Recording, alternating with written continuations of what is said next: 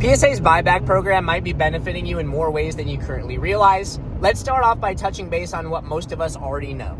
The buyback program has been a little bit controversial because of the perceived possibility for a conflict of interest between PSA being like the company who's grading the card and then also having the financial incentive of buying to resell that card or buying the card in general to be distributed elsewhere. All that aside, that's not my opinion. That's just a sentiment that's like held publicly, and take that for what it's worth. That's what the world knows.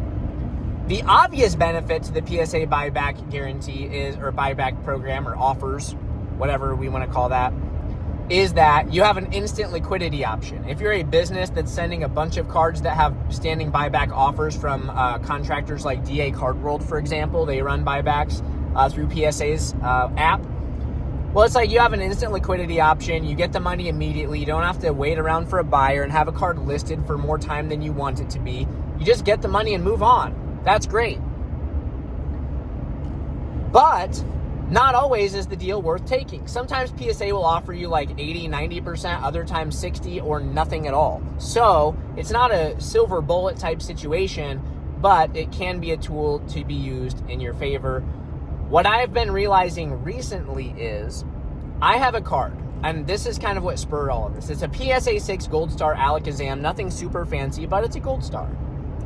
I bought this card raw for something like $700 before everything started like popping off, and it graded a 6, which isn't the best grade in the world. However, I believe I can sell that card for like $1,400 or $1,300, and I've been getting interested parties reaching out to me via eBay messages, and they'll offer me amounts like $1,000. Not a small amount of money. Let's all agree on that. Like $1,000 isn't an amount that I'm taking for granted.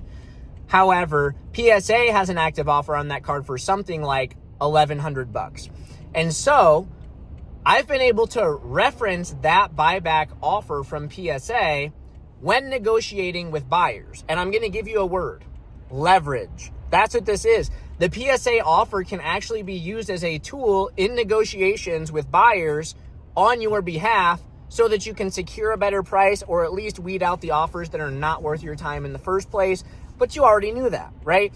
Those types of situations exist, but you can give a little bit of a more like polite departure from that conversation in those situations by mentioning that PSA has this standing offer.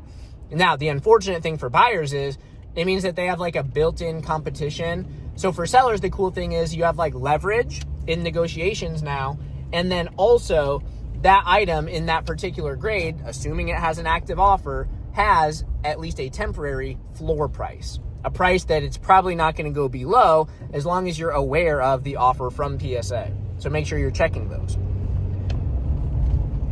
The unfortunate thing for buyers is now they might find a seller that's in a situation of like desperation and they really want to get rid of a particular card for whatever reason. Like maybe they're new to reselling and they just really need to like increase their turnover.